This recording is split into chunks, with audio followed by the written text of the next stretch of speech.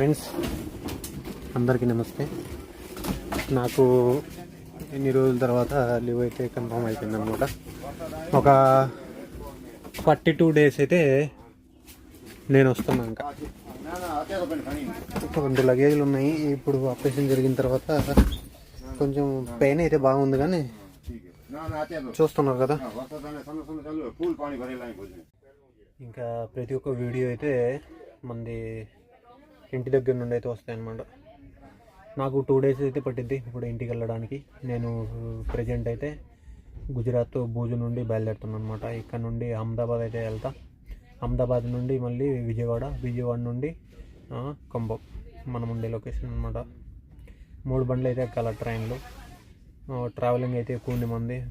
కొద్దిగా రిస్క్ అయితే ఉండిద్ది అనమాట బాగానే, ఎందుకంటే పెయిన్ కూడా ఎక్కువ ఉందన్నమాట. అందుకని ఓకేనా.